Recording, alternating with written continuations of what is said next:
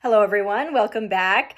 Today, we are going to have a writing discussion about something that might seem pretty obscure, but it's actually something that I've enjoyed learning about over the course of writing the different biblical fiction books that I have.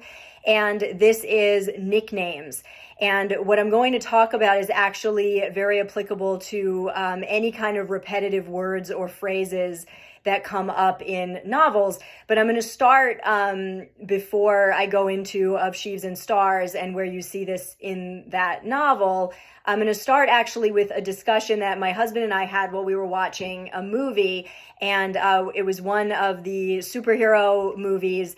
And I noticed something that I was cringing every time a character said something. And it was a nickname for her daughter. And I told my husband, I was like, I'm pretty sure that I keep seeing this in movies where the writer of the movie will come up with a nickname for the parent to give their child or their niece or nephew or sometimes a boyfriend or girlfriend. And they will literally use it every time they open their mouths. And it comes across, I know it's meant to be endearing, but it comes across so annoying and almost laughable at some point because they're overusing it. And it's almost like they're beating you upside the head going, do you see this? This is the child's mother. The child's mother has a really cute nickname for them, and they're going to use it every single time they open their mouth. And it comes across like, I'm going to find you, sweetie pie. I love you, sweetie pie. That's what my sweetie pie would do. Let's go, sweetie pie. It's like every time they open their mouth.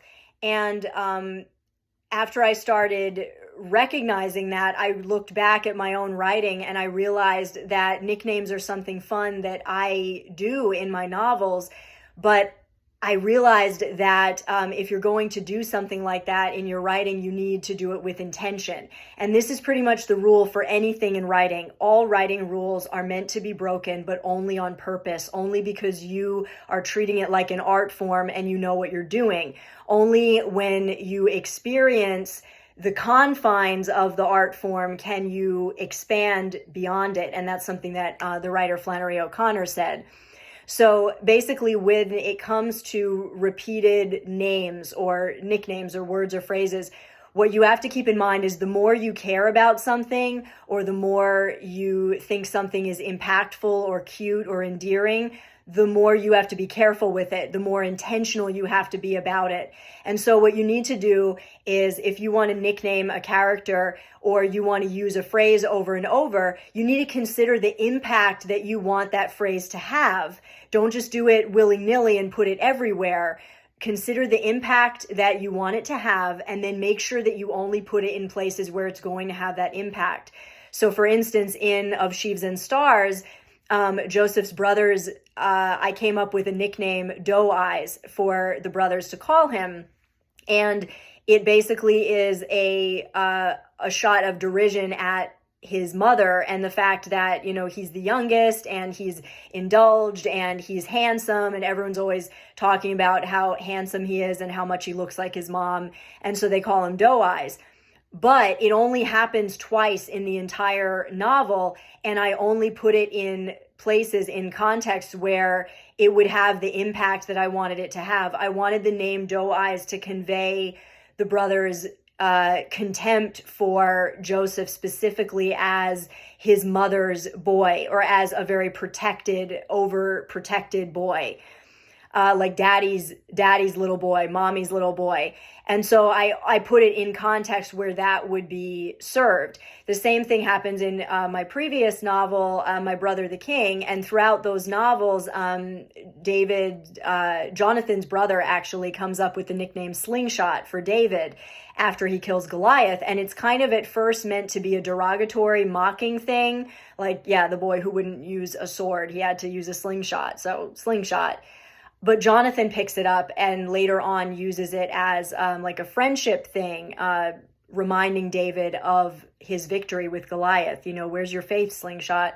You know, reminding him that's the time that you killed Goliath with a slingshot because God was with you. So again, Slingshot is a cute nickname, but it's only used twice or maybe 3 times in the entire trilogy because it has the potential for impact, but it's only used enough times that the impact is still there. If I had used it every single time Jonathan addressed David, it really loses that power. And this could actually be said for dialogue between real people outside of writing, outside of film and novels, but especially within your writing. Just keep in mind, if you come up with a phrase or a title or a nickname or a word that you want to use over and over, especially if you like it, especially if you just really love it, don't indulge yourself. Don't throw it everywhere and saturate the book with it and make it lose its impact. Find out what you want to do with it and make sure it only does that.